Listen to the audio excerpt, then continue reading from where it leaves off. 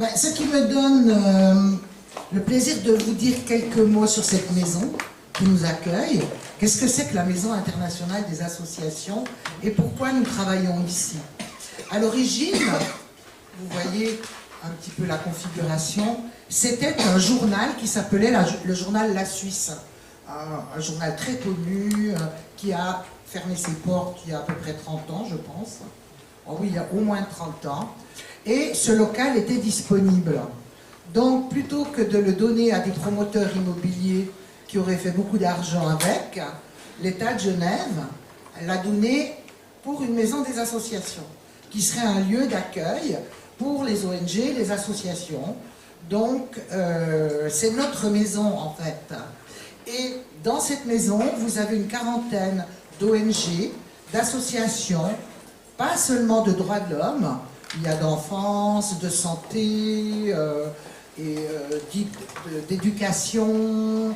Vous pouvez voir sur les boîtes à lettres à l'entrée le nom des ONG, associations qui sont ici, et puis vous pourriez peut-être même les voir si ça vous intéresse. Donc c'est notre maison, c'est votre maison aussi, et c'est pour ça que nous, on fait nos sessions de formation ici, et pas dans un hôtel. Malheureusement, il n'y a pas d'hôtel très proche de la maison, c'est pour ça que vous êtes à l'hôtel Ibis. Voilà. Alors maintenant, deux mots.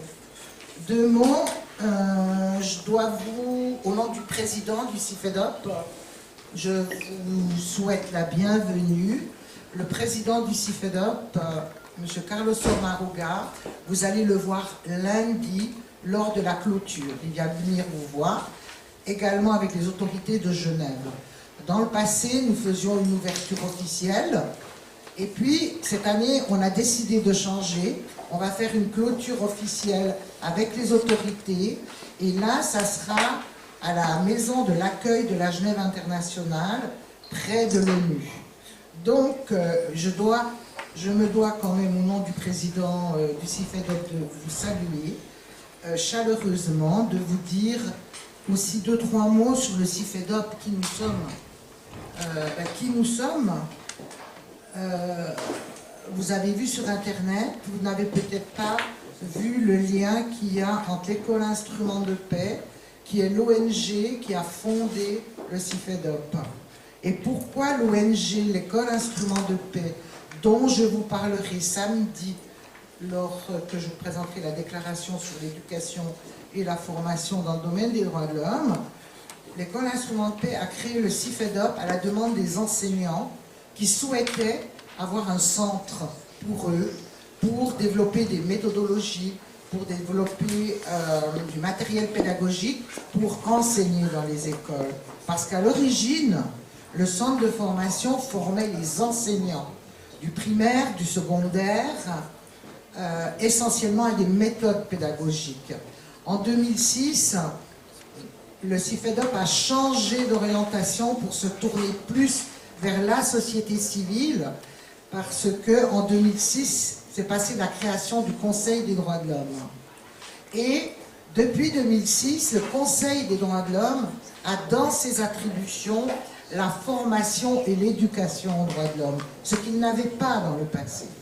Donc, à partir de 2006, le CIFEDOP a réorienté ses formations, profitant de l'examen périodique universel, pour former les acteurs de la société civile. Mais enseignants sont des acteurs aussi de la société civile, mais ça n'est plus uniquement des enseignants dans les écoles, comme on l'a fait par le passé. Et on a aussi choisi cette option parce que dans les années 80, quand nous avions commencé, il n'y avait pas autant d'ONG. Maintenant, il y a de plus en plus d'ONG et les ONG sont les vrais relais sur le terrain. Alors qu'un enseignant tout seul dans sa classe, en termes de suivi, c'est pas évident. Hein, mais ça ne veut pas dire que les enseignants ne restent plus notre cible. Elles sont aussi dans nos priorités, mais d'une autre façon. Alors voilà, brièvement dit une évolution de 30 ans du CIFEDOP, mais là Yves vous en parlera plus, et puis on aura l'occasion de revenir là-dessus. Alors maintenant, la sélection. Pourquoi vous et pas d'autres? Voilà, ça c'est intéressant quand même, hein, parce qu'on reçoit à peu près 1000 demandes, okay, chaque année. Donc pourquoi vous? Alors certains d'entre vous ont été recommandés par des ONG, par des anciens participants, en disant « Ouais, Monique, je connais là quelqu'un qui fait un travail formidable dans l'ONG, il faut qu'il vienne à Genève, il faut qu'il voit. » Ok, ça, c'est bon. Ou d'autres ONG, comme Amnesty, comme Human Rights Watch, comme d'autres ONG, qui nous signalent un groupe, un leader ou quelqu'un qui est très militant dans son domaine et qui a besoin d'aide. Et puis après, je prends le risque. Je me dis, ah ben, personne ne les a recommandés, mais il ne faut pas seulement rester dans la famille. Donc, on prend des risques. Donc, il y en a parmi vous qui sont des risques. On se dit, au vu de leur inscription quand même et du travail qu'ils font, on se dit, là, ça vaudrait la peine. Donc, ils n'ont pas été recommandés parce qu'on reste quand même ouvert. Il ne faut pas non plus qu'on reste toujours dans notre famille. Mais en premier, les recommandations des anciens participants. Donc, vous, l'année prochaine, vous pouvez nous recommander, si vous voulez agrandir votre réseau, vous pouvez nous recommander des personnes. En fait, c'est comme ça que notre réseau s'agrandit. Voilà. Donc c'était juste pour vous dire que non seulement vous avez beaucoup de chance d'avoir été sélectionné parmi les 1000 reçus, mais un petit peu pour vous dire comment ça se passe concrètement dans nos choix de sélection.